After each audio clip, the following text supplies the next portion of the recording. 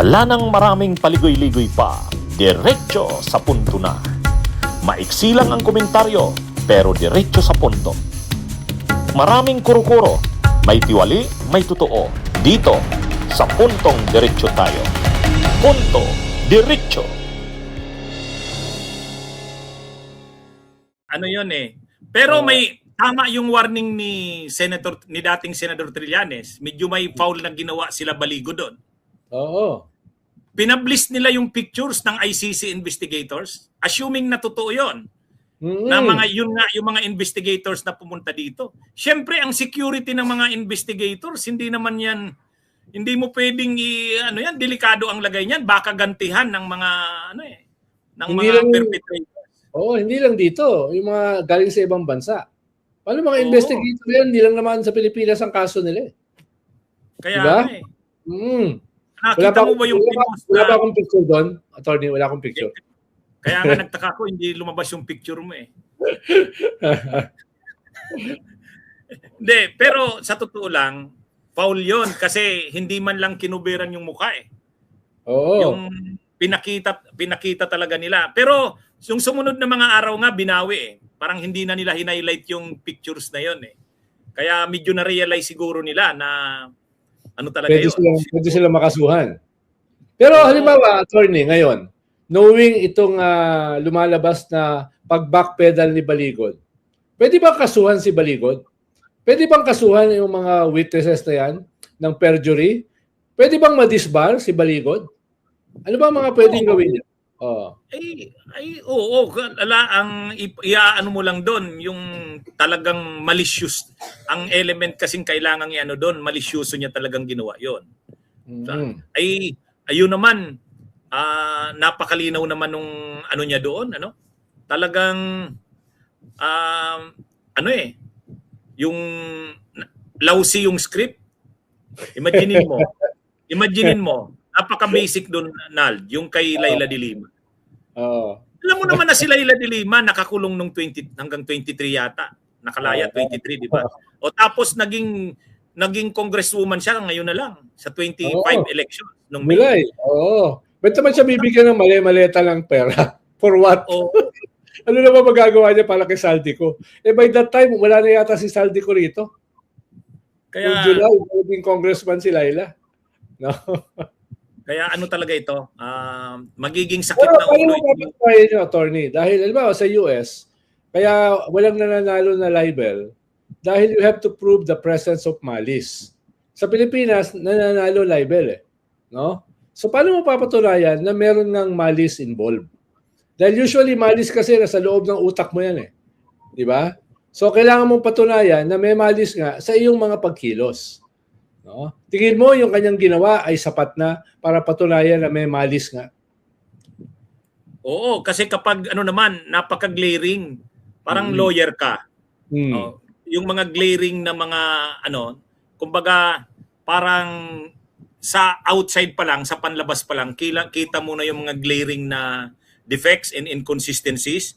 Tapos inano mo pa rin, parang linabas mo pa or di ba? Halimbawa, yun na nga, yung mga ganon. Halimbawa, yung paglabas mo ng picture ng mga investigators ng ICC. Lawyer ka, 'di ba? Alam mo dapat na medyo sensitibong information 'yun, ilalabas mo. Pangalawa, yung yun ngang kay Laila. Mo 'yun, ilalagay mo doon na hindi mo ba na kaagad ang nangyayari na mga pag-sorry na lang sa huli. Pag-sorry na lang, nagsusorry na lang. Oversight na. Yan eh, napaka yan. Hindi ba siya pwede mag-invoke, attorney, ng presumption of regularity as a lawyer? Hindi ba siya pwede mag-invoke? Parang gross ignorance yung ginawa mo eh. Di ba? Kasi, yun? At ito matindi rin tong sabi ni Ombudsman Boying Rimulya. Ginawan mo ng affidavit na ganon, na yung dinideclare ng 18, pare-pareho. Ibig sabihin, sa lahat ng dineclare, alam mo kasi, kung 18 tayong tatlo magkakasama pagpunta doon halimbawa kay PBBM na bahay sa Paway. Kahit wala naman palang bahay sa Paway, sa Lawag. Kung tatlo tayo magkakasama, ilalagay mo doon tayong tatlo, doon sa 18. Pero yung sabihin mo, yung 18, tapos lahat ng nakalagay doon, ibig sabihin lahat ng nangyari doon, sama-sama yung 18. Oo, hindi. Kaya, di ba? Kumbaga, joint affidavit yun ng lahat.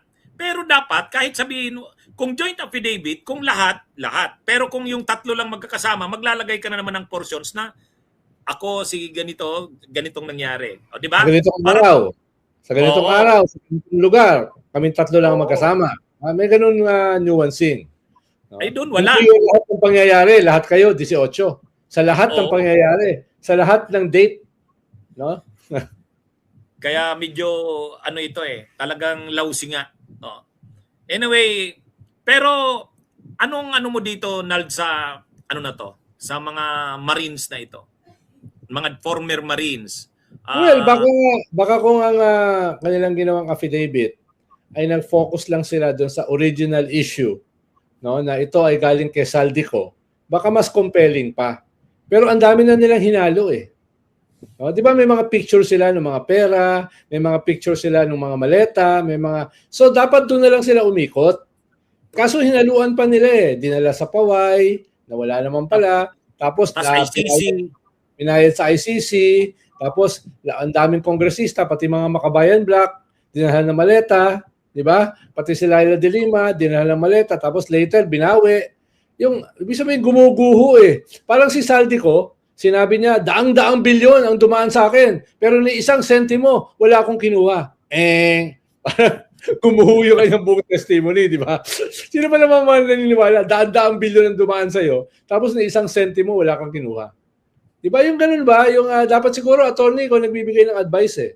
Paano ayusin yung yung legal at saka political framework? No? Paano ayusin yung script? No? Dahil sabi nga ni Mike Defensor, tinulungan ko sila. Sa bahay yata niya nag-meet eh. Yung mga alleged Marines. Hindi kasi lahat yun Marines eh. No? May army. Pero wala daw siyang kinalaman. No? Tumulong siya pero wala siyang kinalaman. Parang ang labo no? Tumulong siya, sa bahay niya nag-meet, pero wala siyang kinalaman. Another wrong script. Ano yan? Ito Nald, alam nyo kasi, itong kampo ng mga Duterte, kung gusto talaga nilang, maging matibay yung mga nila sa administrasyon, simple lang yan eh. Kumbinsihin talaga nila si Saldico kung umuwi sa Pilipinas. Di ba? Mag-testify. Total kakampi na nila eh. Ang problema lang kay Saldico, uuwi ka ng Pilipinas, ayaw niya namang makulong. Di ba? Hindi ka naman pwedeng maging state witness kasi principal ka. Kasama ka sa principal ka. Pangalawa, wala siyang gustong isauli. Ay sinabi na ni Jun Bicrimulya sa Kanibuying. Kung mag-aano siya, dapat ang isauli niya pinakamababa 50 billion. Ay kumbaga isa sa uli pa ba yan ni Saldico? Kaya wala talaga eh. Tatago na lang siya, di ba? Oo. Kaya pero kung umuwi si Saldico, parang gawin niya yung katulad ng ginawa ni Bernardo. Pagkatapos lumabas na rin si Gutesa kung nasaan man, magsusuportahan. Tapos yung madalas na nababanggit na staff ni tao ni Saldico, si Estrada ba yon sa Kasitiksay o Piksay? Yung Mark at saka yung Paul. Kung mag-testify kasi yan yung laging nababanggit nila kahit nila Alcantara at saka ni Bernardo eh. Yun ang ka-meeting nila lagi pag nag-deliver sila, yung Estrada at saka yung Tiksay. O ngayon, tapos si Gutesa dahil silang nagdi-deliver. Tapos sasamahan itong mga Marines na ito na kasama sila yung nag-i-escort. Ay ang tibay noon. Ang problema kasi wala eh. Bunyog, halikan na kasama ka. Bunyog, kapag buklod ay may pag-asa. Luzon, Visayas, Mindanao, isa ang pananaw. Sa bagong Pilipinas ang bunyog isisagawa. sumisigaw.